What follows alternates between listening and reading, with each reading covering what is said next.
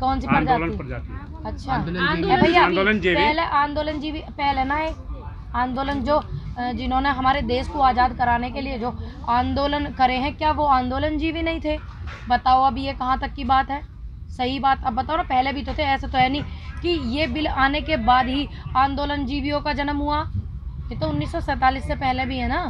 कह रहे हैं ये जो आंदोलन जीवी है, ये आंदोलन तो करते तो है नहीं, लेकिन जहाँ होता है वहाँ पहुँच जाते हैं, या तो पीछे के से या फिर फ्रंट में आके। क्यों भैया, ये जो हमारे राकेश टिकैत बाबा, क्या उन बाबा ने नहीं, हमारे महेंद्र टिकैत बाबा नहीं करते थे आंदोलन?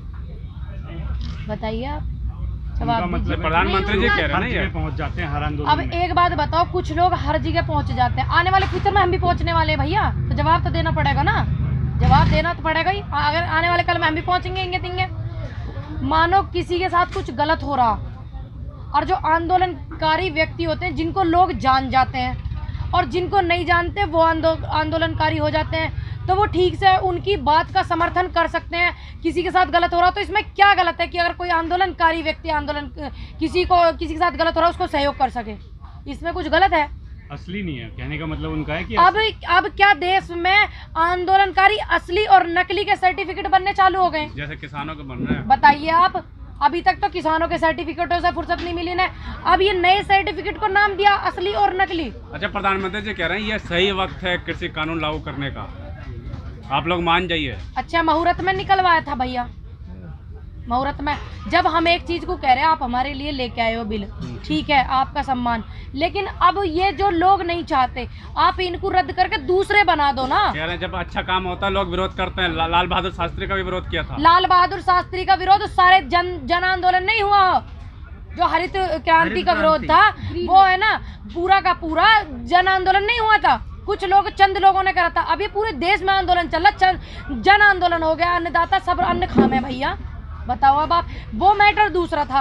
अब लाल बहादुर शास्त्री जैसे हमारे पूर्व प्रधानमंत्री जी हैं, उनकी नीतियों पे ये चल लेते तो आज दुविधा ही ना होती। सारे के सारे जो नेता हैं सत्ता में जो हैं, जो बवाल कराने के लिए उल्टे सीधे बयानबाजी करते हैं, वे भी, और ये भी सारे चल लेते तो नीति अलग हो जाती ना देश की। जब ये लाल बहादुर शास्त्री जी को इतने, उनके विचारों को इतना समर्थन करते हैं।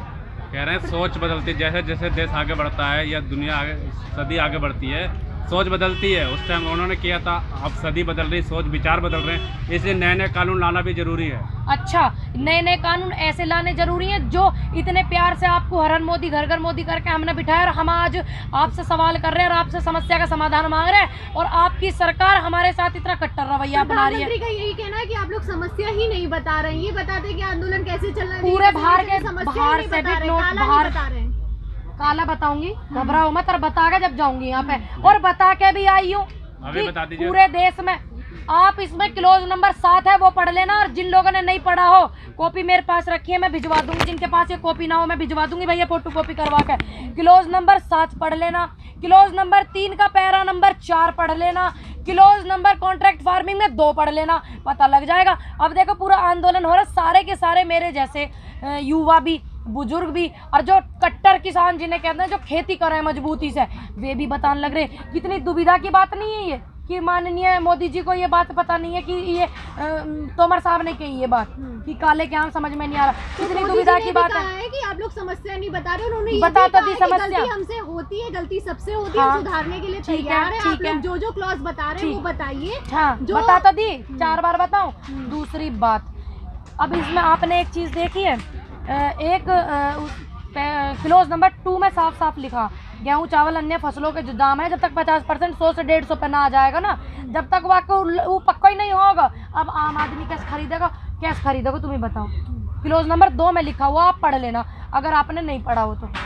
सीधा मेरी वो पार्लियामेंट वाली भाषा में दूसरे तरीके से लिखा, मैंने गांव वाली भाषा में सीधा उदाहरण दे दिया आपको। आप लोग मिलना क्यों नहीं चाहते प्रधानमंत्री? हम मिलना चाहे, मैं बताओ एड्रेस हम जाने। ठीक है जी, मेरी अगर आवाज किसी तक जा रही हो तो मैं माननीय मोदी जी से मिलना चाहती हूँ, और उन्हें बताऊंगी कि हमारे किसान जो है, शायद आप तक उनकी समस्या नहीं पहुंची, क्योंकि वो ही कह रहे हैं ना, पता नहीं है, ये समस्या रखूंगी, ये समस्या जी, ये बात है, ये खराबी हो रही है, इनको ये महसूस हो रही है। तो मैं, अगर मेरी वीडियो पहुंचा, माननीय मोदी जी से मेरा अनुरोध है कि मैं मिलना चाहती हूँ। आप कह रहे हो किसान मिलना नहीं चाहता, मैं खुद आपसे स्पेशली मिलना चाहूँ जी। और मैं आपको बता दूंगी ये दिक्कत उन्हें हो रही है, इसलिए वो आंदोलन कर रहे हैं, इसलिए वो इन बिलों के समक्ष नहीं बैठे हुए हैं, विपक्ष में बैठे हुए हैं। उन्होंने कहा कि ये लेफ्ट वाले हैं, पहले ये कांग्रेस के पीछे थे, उन्हें गालियां देने पे लगे हुए थे, अब बीजेपी को गालियां देने के लिए लगे हुए हैं। भैया इनका काम ये ये बीजेपी को गाली कौन दे रहा हो? मैंने क्या बीजेपी को गाली दी? नहीं दी। मैं इन बिलों के विरोध में हूँ जो बिल ये आए हैं। मैं किसी पार्टी के विरोध में नहीं हूँ, ना मैं इनके विरोध में हूँ। सवाल ये कि वो लेफ्ट वाले आपको बता रहे हैं, आप एक बात बताओ, ये बात तो इन्हें स्वीकारनी पड़ेगी भैया, आंदोलन जब देश में होता विपक्ष वाले आते हैं। ये नहीं गए थे क्या जब कांग्रेस के खिलाफ आंदोलन हुआ था, सिलेंडर धर धर के यहाँ पे कंधे पे, ये भी तो गए थे। ये तो इन्हें स्वीकारना पड़ेगा, जब भी कोई सरकार होती है देश में और उसके खिलाफ देश में जब आंदोलन चलता है तो विपक्ष आता है सहयोग करने के लिए। ये भी तो आए थे हमें सहयोग करने के लिए। आप विपक्ष की बात कर रही हैं, जब पक्ष आ गया था नंद किशोर गुर्जर तो क्या दिक्कत हो गई थी? क्या कही उन्होंने? इन बातों से दिक्कत हुई? बात सुनिए आपने उनकी, क्या कही बात ने उनकी सुन के यहाँ आती? क्या कही उन्होंने? उन्होंने ये उन्होंने कहा था आतंकवादी है, जूतों से खदेड़ेंगे। इनकी क्या हिम्मत, ये देश के अन्नदाता को जूते से खदेड़ देंगे? इनकी हिम्मत है ये खदेड़ देंगे जूते से? नंद किशोर गुर्जर जी में इतनी ताकतवर है और आज तक उन्होंने पार्टी वालों ने उन्हें बर्खास्त नहीं करा पार्टी से।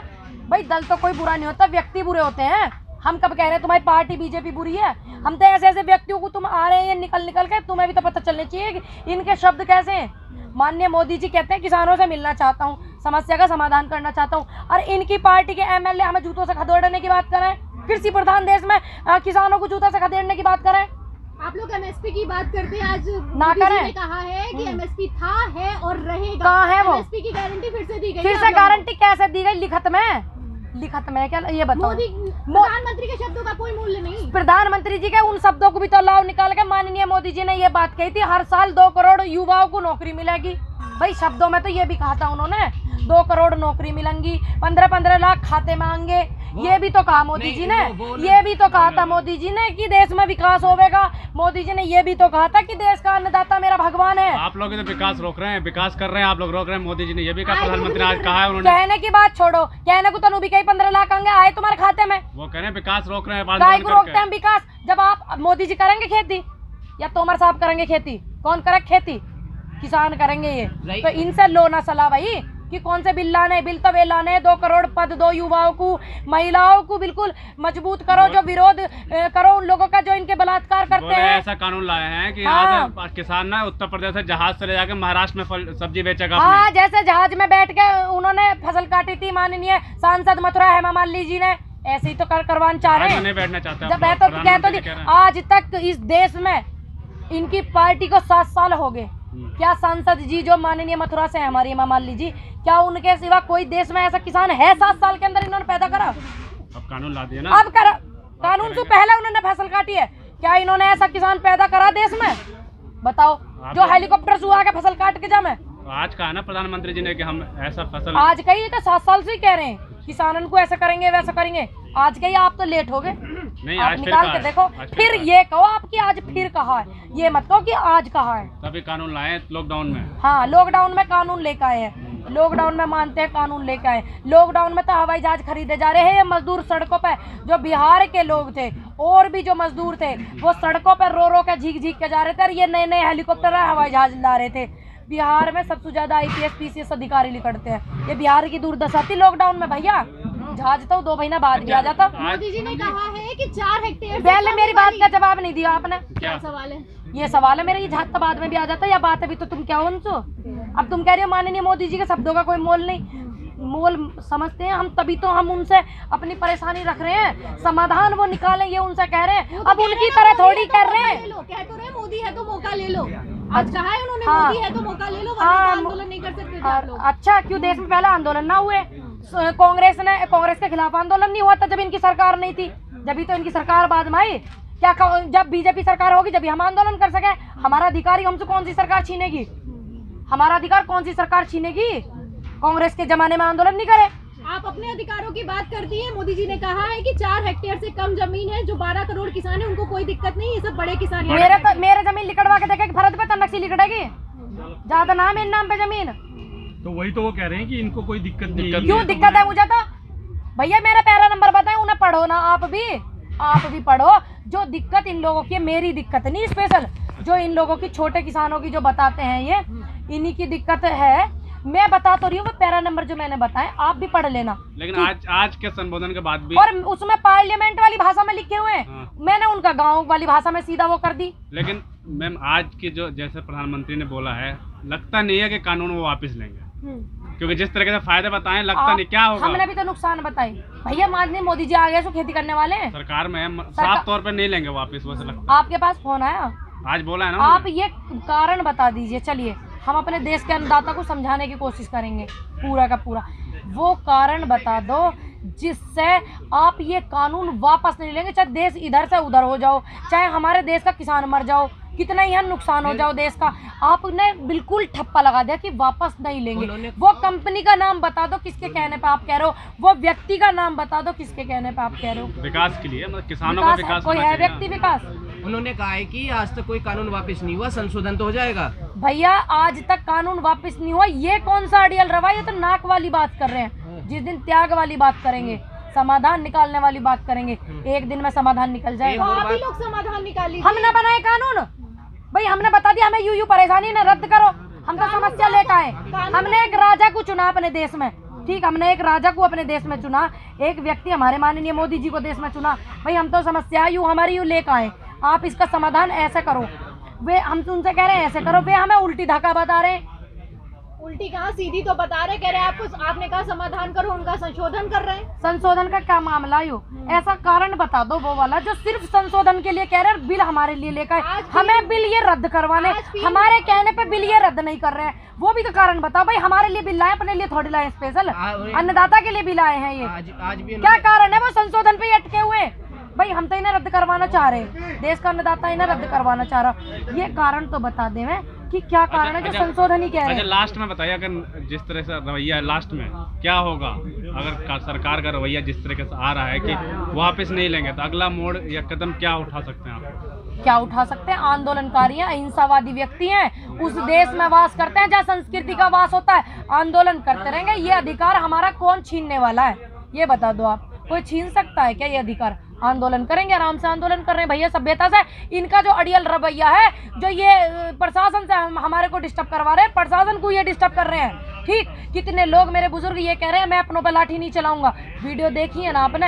ये जो वो अड़ियल रवैया हमारे साथ अपनाना चाह रहे हैं, ये क्यों अपनाना चाह रहे हैं? इनसे भी कल इंटरव्यू लेके आना आप। मेरा एक आखिरी सवाल आपकी बात पे, आप कह रहे हैं कि हम आंदोलन कर रहे हैं, उन्होंने कहा कि आप आंदोलन कर रहे हैं, आपका अधिकार है, आंदोलन करिए, लेकिन आपने बरगला के बुजुर्गों को बिठा रखा है आंदोलन में। एक आध बुजुर्ग के आगे ये माइक लगाकर अपना ये सिस्टम लगा के देखना, अगर एक बुजुर्ग भी आपके साथ चला जाए और वो ये कह देवे कि इन्होंने बरकरार रखा, आप देखना ना, ये लाइव देखो आप। भाई बुजुर्गों के आधार पे हम जैसे युवा चलते हैं, उनके आशीर्वाद से हम जैसे युवा चलते हैं, उनकी सीख से हम चलते हैं। हमें अधिकार नहीं अपने बुजुर्गों के सामने कि हम उनके आगे एडवांस बोलें। हमारे बुजुर्ग हमें निर्देश देते हैं, ना कि हम अपने बुजुर्गों पर अपना अधिकार जमाते हैं, क्योंकि हमारा जो कद है अपने बुजुर्गों का आगे छोटा है, और देश के प्रधानमंत्री जी का कद इस जनता के आगे छोटा है। वो अपनी बात हमारे ऊपर थोप रहे हैं, हम अपनी बात उनसे मनवाने आए। भैया हमारा कद उनके आगे बढ़ा, ऐसे ही हमारे बुजुर्गों का कद हमारे आगे बढ़ा, हमारा नहीं है बढ़ा। धन्यवाद।